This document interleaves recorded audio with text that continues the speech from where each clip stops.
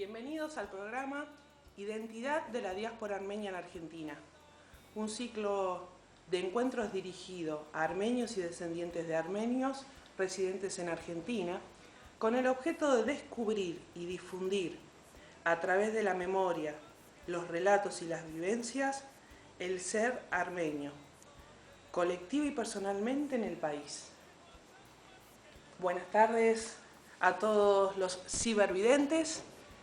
Buenas tardes, Diana, gracias por recibirnos. Hoy nos acompaña una mujer de larga trayectoria en la colectividad. Es Diana Karabedian de Izmirlian. Así como la ven, tiene 77 años, una lucidez mental impecable, rapidísima y muy cálida.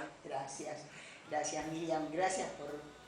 Es importante lo que vos estás haciendo y espero que les sirva para que todos conozcan nuestra historia.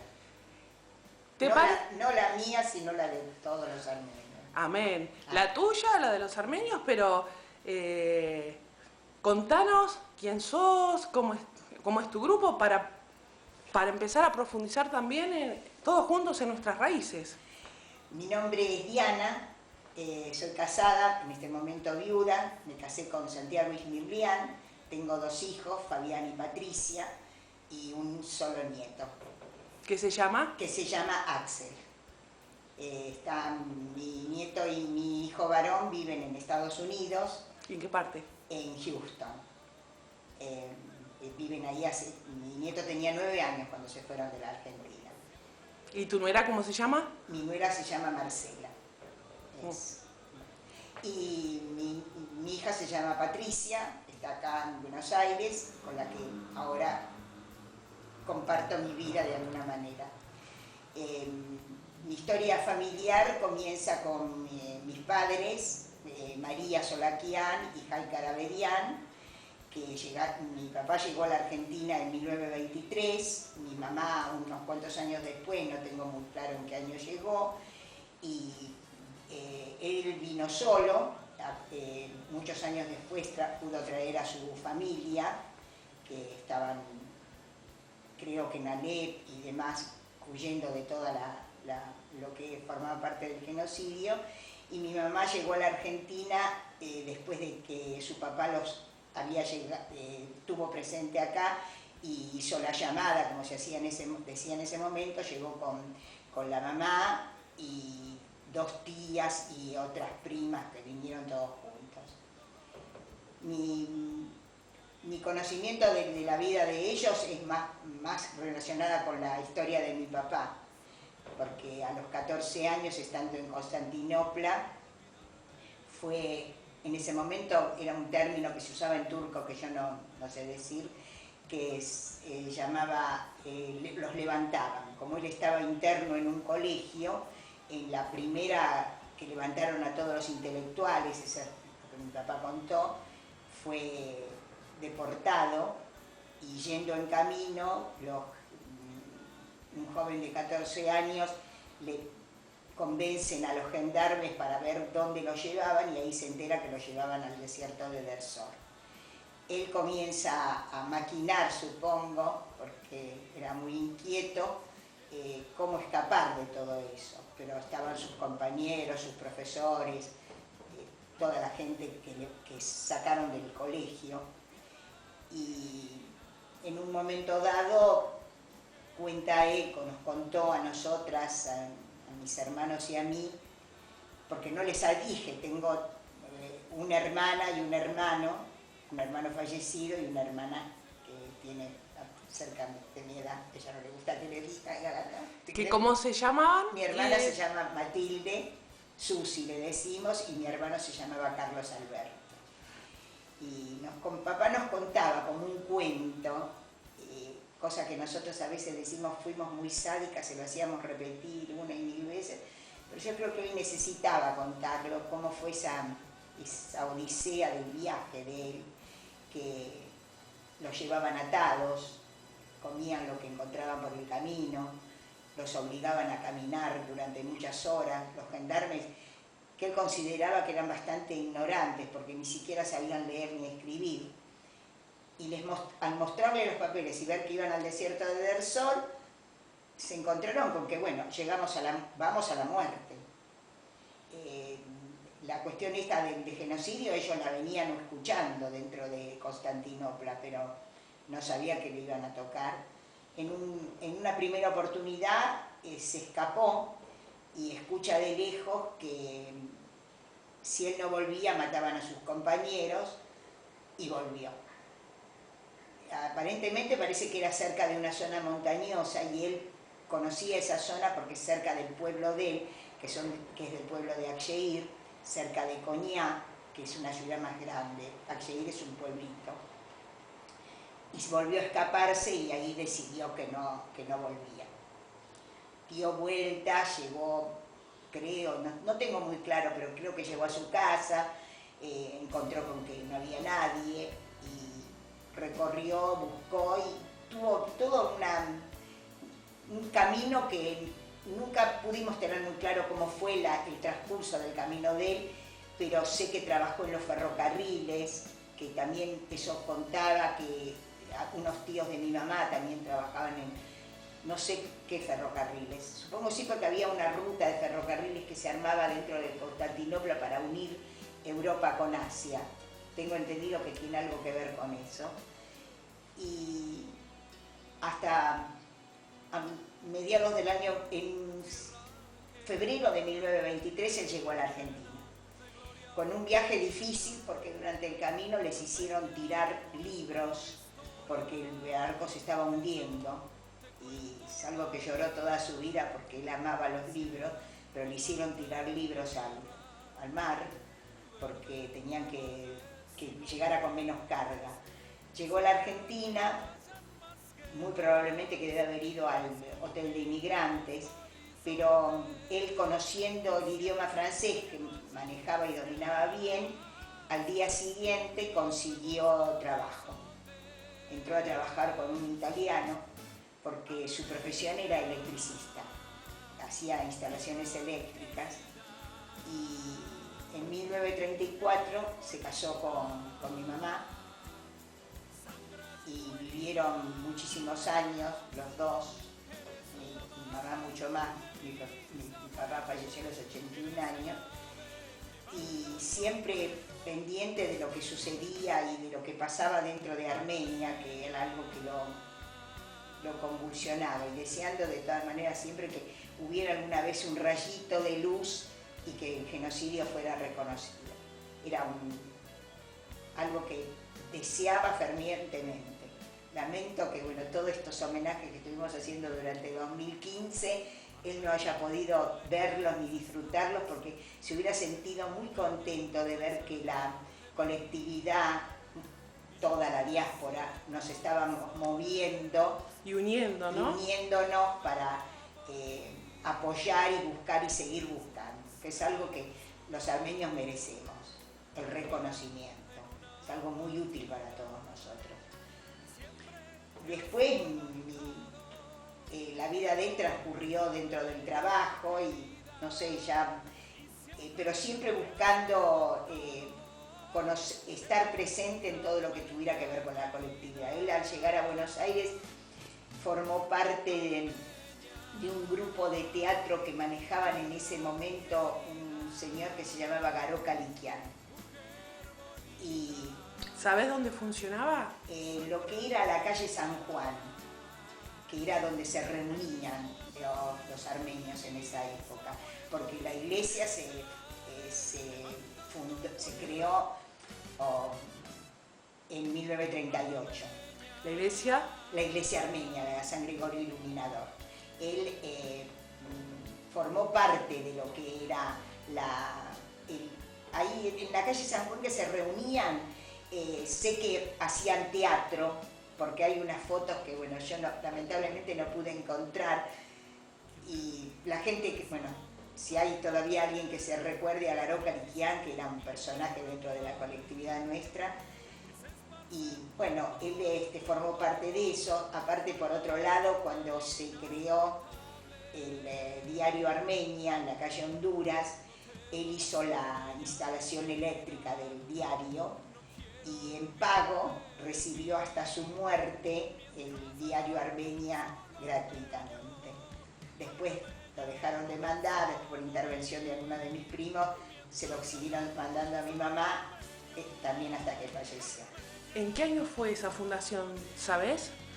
¿O aproximadamente? No tengo idea, la verdad que no tengo idea. Tengo idea sí que debe haber sido entre el año 34 y 38, porque la iglesia se fundó, se inauguró, digamos, en 1938. Supongo que en ese lapso de tiempo. No tengo idea de los años que tiene el diario Armenio.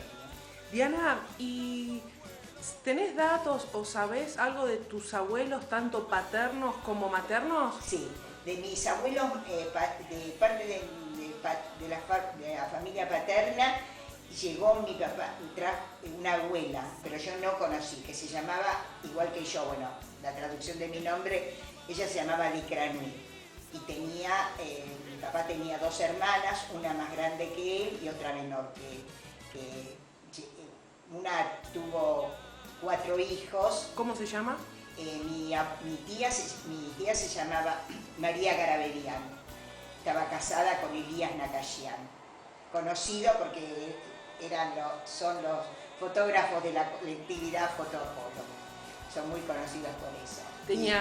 Tu papá tenía una hermana mayor y una hermana menor. Los hijos eran de la hermana menor. La hermana mayor no tenía hijos. ¿Y cómo se llamaba? Ella se llamaba... ¿Sabes? Sí, se llamaba... La traducción del nombre de ella es Paloma. ¿Y ella en armenio? En armenio no me acuerdo. Está bien, no hay problema, muy bien. Es algo que lo estuve pensando, pero no me acuerdo. Y la familia de mi papá, de la cual tengo 2 primos, uno falleció y el otro vive todavía. De los abuelos paternos, ¿sabés los nombres del abuelo y de la abuela? De la abuela solamente de la abuela, que se llamaba Dikranui. ¿Y el apellido no lo sabés? Gedikian. ¿Perdón? Gedikian. ¿Y el abuelo? No tengo idea, nunca escuché el nombre de él. De los bisabuelos. Bisabuelos tuve de parte de mi mamá. ¿De ellos tenés algún dato? Sí, mi abuela materna se llamaba Nebrik.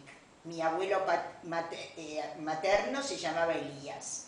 Mi abuela era Nebrik Nazaretian y mi abuelo Elías Solakian.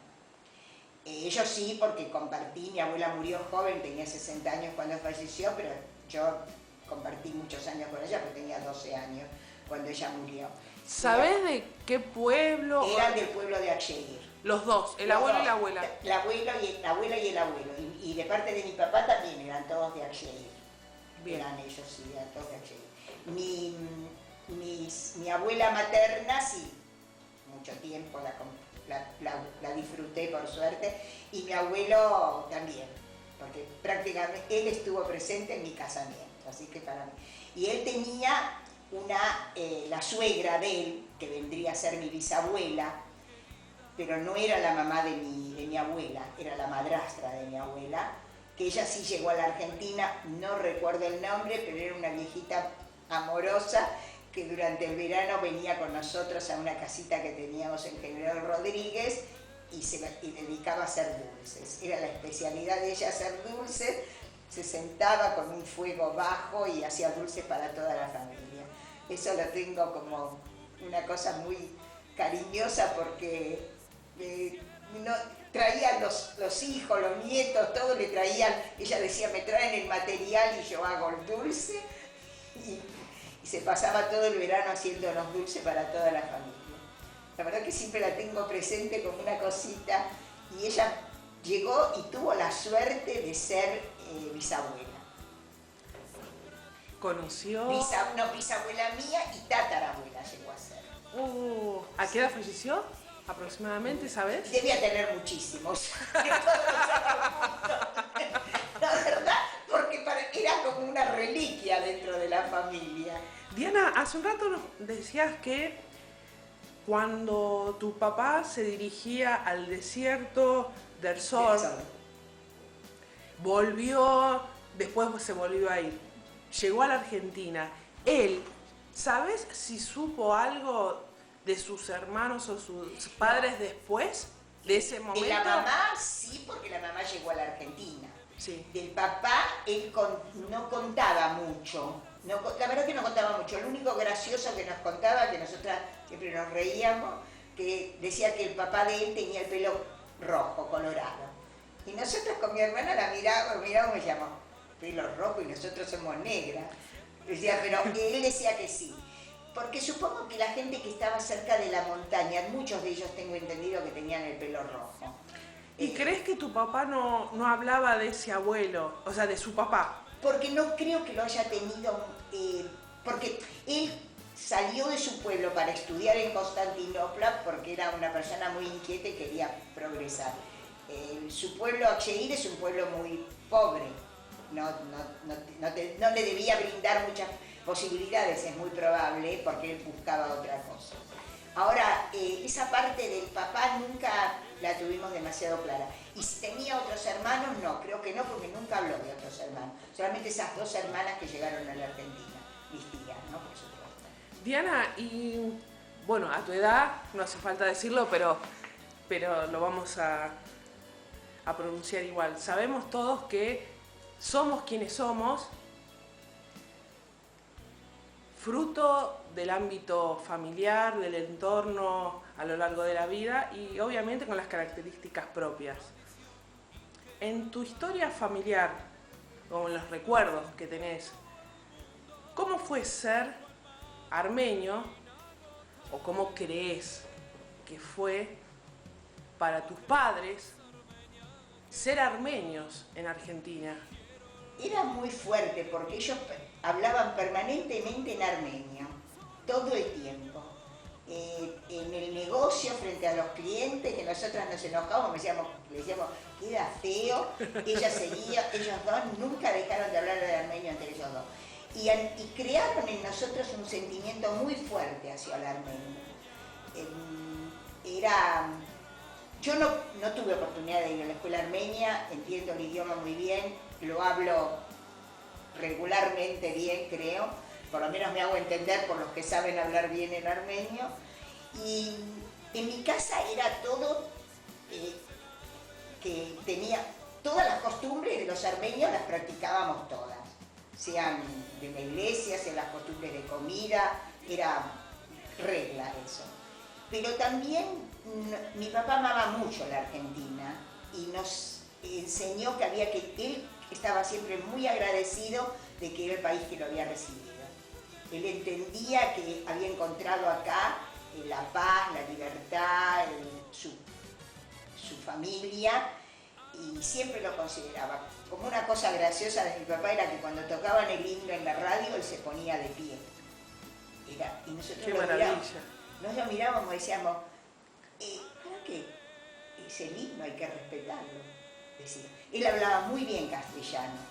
Mi mamá tenía ciertas dificultades de cambio de verbo, pero bueno, de todas maneras hablaba bastante bien. Mi abuela hablaba muy bien castellano. Llegó a tener un negocio, lo manejó durante muchos años. ¿De qué? Era como un kiosco, lo que sería hoy en día un kiosco. Tenían de todo, hasta ropa, vendía y demás. Diana, ¿vos no fuiste a escuela armenia, tus hermanos? Tampoco, no. ¿Y por qué crees que no fueron?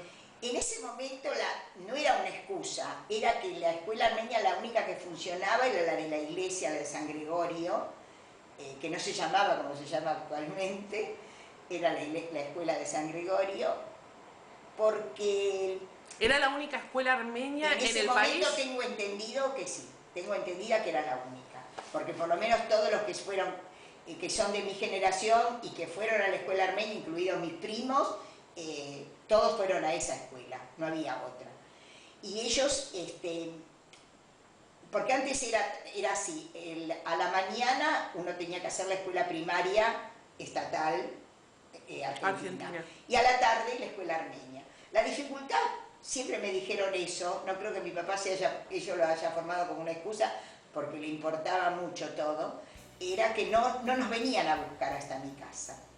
Y había que tener un transporte. ¿En qué zona vivían ustedes? Nosotros vivíamos en ese momento, sería Caballito Norte.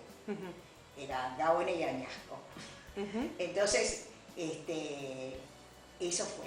pero de todas maneras nosotros aprendimos todo. Eso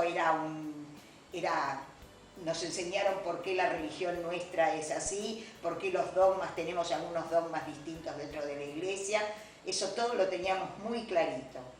Y era en las festividades, se decía de Pascua, en Navidad, Reyes, porque antes la Navidad no la festejábamos los armenios, era ir a la iglesia, estar presente, bueno, que se hacían los Hokkien-Kis, todo eso, no, era, aparte que era un acontecimiento.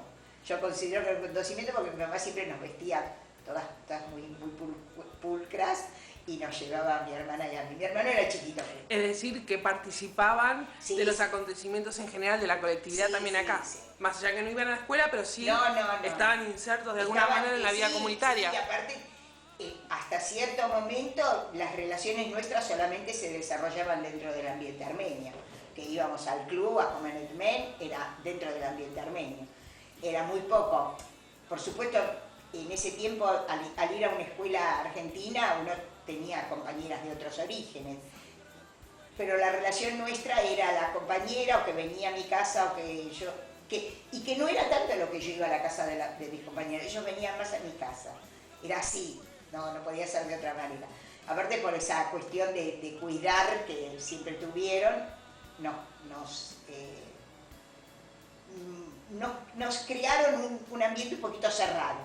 Recién cuando creo que entramos a la escuela secundaria nos abrimos un poco y yo en este momento comparto mi vida entre lo que es mi sentido armenio y mi sentido argentino. Tengo gente que no es de la colectividad con la cual mantengo muy buenas relaciones. Diana, tu papá y tu mamá harían relatos de lo que vivieron ellos y a su vez de lo que le contaron sus padres, es decir, tus abuelos. Y también vos tuviste la posibilidad de escuchar relatos de tus abuelos. De una parte... Mis abuelos no hablaban mucho. ¿Y no contaban? Tampoco. ¿Tenés algún recuerdo? No. El relato en parte es un poco de mi mamá que contaba. Ella tenía 2 años cuando pasó el genocidio. Y ella contaba que se escapaban, que se escondían, que a un tío de ella, que yo conocía acá en Buenos Aires, lo vestían de mujer para que no lo llevaran, que no lo reclutaran, y escapándose. Mi mamá, de todo su recorrido, terminó en Grecia, en una ciudad que es Salónica. Ahí estudió, hizo su escuela, el que fue el director del colegio de mi mamá vino después de muchos años a la Argentina, que yo también conocimos, creo que de apellido Costañán, si no me equivoco, y las compañeras de colegio de mi mamá y compañeros, los conocí a todos. Más que con el tiempo, uno de ellos resultó ser el tío político de mi papá, de mi marido. Así que ya era enclavado que los conocía, que son la familia Sarachian. Y que el papá de Sarachian era el director del colegio, además también, o maestro, director del colegio. Conocía mucho. Mi mamá tiene presente cómo era la vida ahí en Axeir, pero la tiene muy borrada, porque aparentemente, según tengo entendido, ellos eran dueños de campos. Y ella lo que recuerda que cosechaban sandías y las ponían en un galpón y los mandaban a los chicos para que eligieran a ver quién traía la mejor sandía. Eso es algo que a mi mamá le quedó muy pegado porque siempre se reía por eso. Y por otro lado, una hermana de ella murió durante el transcurso de que estaban escapándose y las tías la cargaban, se reían porque ella dijo, bueno, ahora toda la ropa de ella me va a quedar a mí. Mi mamá se sentía muy mal porque dice, dije eso, qué mal que estuve, pero era chiquita, sí. Supongo que era chiquita. Así que no, de ellos no, es lo único, lo que más siempre a nosotros nos impactó fue lo de mi papá, porque él lo padeció, pero lo que siempre nos pareció más interesante es que él lo contaba y nunca dejó nunca dijo, no quiero hablar del tema. Qué bueno. Él era muy buen lector y aparte de contarnos eso, nos leía una obra de Alejandro Dumas, Los Miserables, que a veces yo digo, para él era esa historia de Los Miserables, se ve que le había tocado muy a fondo la cuestión de que estaba preso con un robo de pan, consideraba que era una injusticia y era un tema para él. Creo que formaba parte de los dolores que él tenía por todo lo que había pasado. Esa fue una deducción que llegamos ya de grandes, tanto mi hermana como yo. Porque de chica se lo hacíamos decir, y él en noches que se sentaba, porque generalmente tenía mucha costumbre de leer, nos contaba esto y yo por eso siempre fui muy defensora, muy fanática con todo lo que tenía que ver con el armenio y con el rencor que a veces justificado que le tengo a todo lo que sucedió. Me puse muy dura, no dejé nunca que alguien me diga, que me insulte con esa palabrita que solían decirnos, que no me gusta ni siquiera pensar que me lo decían, pero me lo decían en el colegio, en la calle, y fue motivo de muchas peleas mías, discusiones dentro de mi vida escolar. Diana, y con la edad que tenés ahora, con los dolores y heridas con las que llegaron tus padres, mirando y analizándolo ahora, ¿no? ¿Crees que tuvieron o que aún todos esos dolores padecidos, los que conocemos y los que no, les imposibilitó desarrollar su identidad armenia en Argentina? No, yo creo que no. Como experiencia de vida y el recuerdo que tenés de ellos. No, mirándolo a lo lejos ahora. Para ellos era bandera la armenidad. Era bandera. Estaban muy pendientes de todo lo que pasaba. Durante muchos años mi mamá mantuvo correspondencia con un primo que vivía en Armenia y del mismo apellido de ella, de Solakian, con el cual después abruptamente se cortaron las cartas y nunca supimos más nada de él.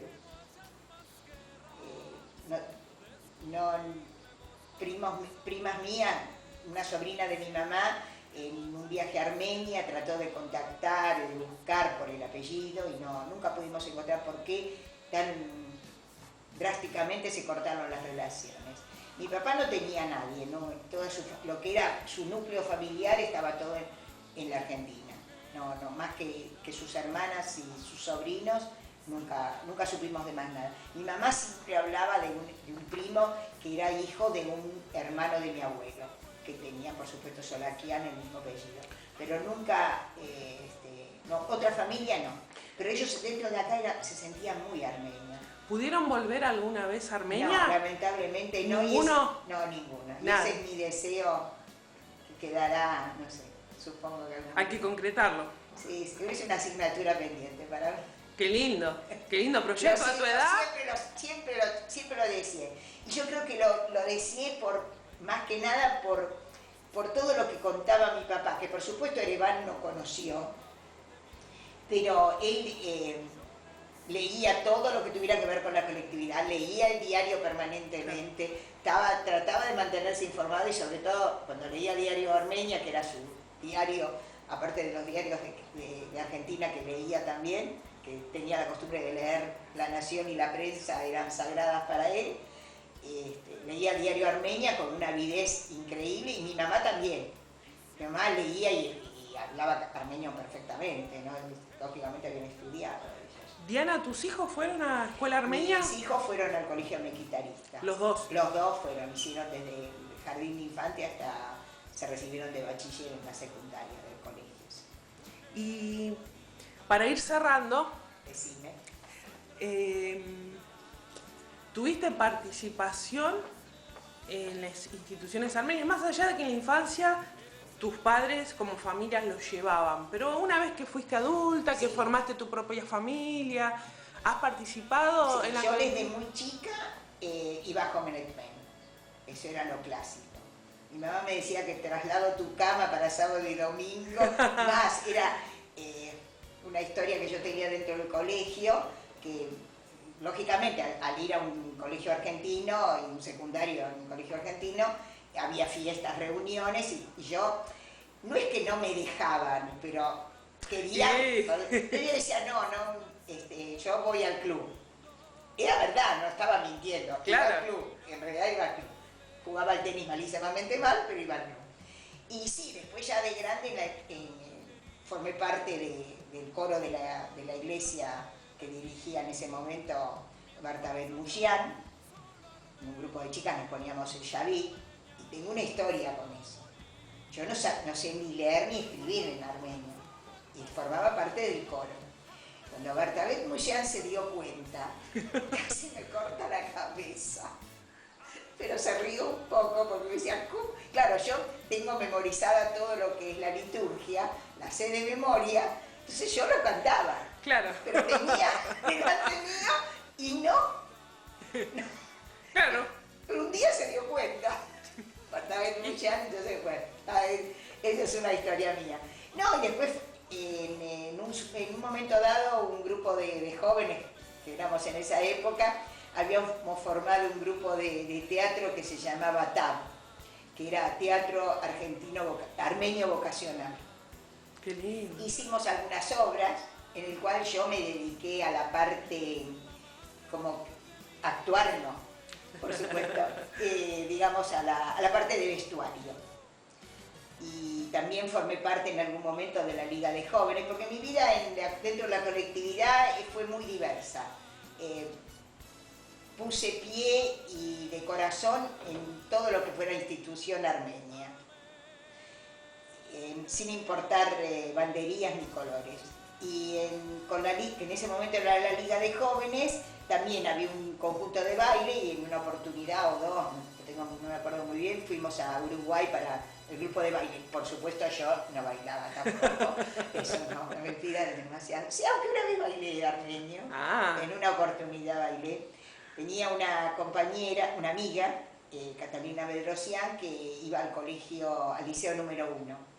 Y en esos festivales que se armaban en los colegios en esa época, hicieron como una presentación de folclore de varios países, y a ella, que en ese momento en el 5º año estaba Alicia Terzian, quisieron poner folclore armenio. Entonces, lógicamente, tenían que ser chicas armenias que bajen, y bailamos.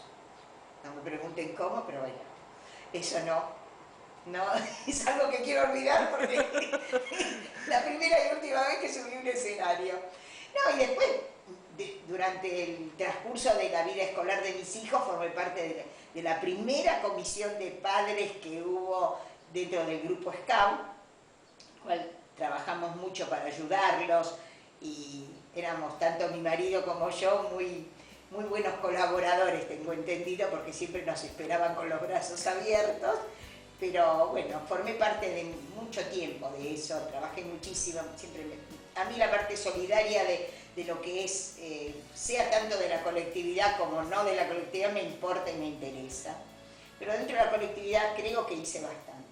Después de un tiempo, lamentablemente por razones económicas, me tuve que alejar, y ahora, bueno, siempre mantengo mis relaciones, que fueron en parte relaciones comerciales y de amistades con mucha gente, pero no tengo tanta frecuencia, sí, voy habitualmente a la iglesia, sí, pero ya no con tanta frecuencia como lo hacía antes. Por último, es difícil, pero te lo pregunto, ¿podrías pensar y decirnos, a tu entender, 3 características que hacen a la identidad armenia en Argentina? ¿Me las podrías resumir en 3? Es mucho más amplio, lo sé. No sé si decir lamentablemente, pero sí creemos que somos únicos. Es algo que tendríamos que aceptar con un poquito más de humildad, que estamos en un mundo donde hay diversidad de de criterios, diversidad de formas de pensar, diversidad de la cuestión de integrarnos con otra gente que no es de la colectividad, cosa que yo siempre lo hice y creo que eso me sirvió también, y creo que le sirve a la colectividad, que yo donde estoy hablo de quiénes somos, cómo somos, qué somos y qué es lo que nos sucede cada vez que es el 24 de abril, qué es lo que nos conmociona. Otras características, sí, somos gente muy trabajadora, muy consciente, muy familiera, eso sí. Ahí sí siempre encuentro que dentro de lo que es los núcleos familiares armenios son grupos unidos, solidarios mutuamente. No le encuentro otra cosa, pero sí creo y que es muy importante salir un poco de las fronteras nuestras. Diana, un placer. Gracias. A nuestros cibervidentes les decimos que va a haber una segunda parte. Okay. Gracias, Diana, por tu generosidad. La tuya, que me invitaste. Gracias por haber abierto el corazón, no solo personal, sino el más íntimo de la vida familiar. Ojalá que estos encuentros para todos sean un instrumento eficaz para conocernos más, para aceptarnos más, para seguir transitando juntos como colectividad la realidad de nuestro ser armenio en este momento en la Argentina, como descendientes, algunos de primera, segunda, tercera y hasta cuarta generación, con lo cual creo que todavía hay mucho por contar, mucho por decir, mucho por guardar, mucho por recoger y documentar para conocimiento de la propia colectividad y para conocimiento, como vos decías, Diana, del entorno externo a todo lo que tenga que ver con la colectividad.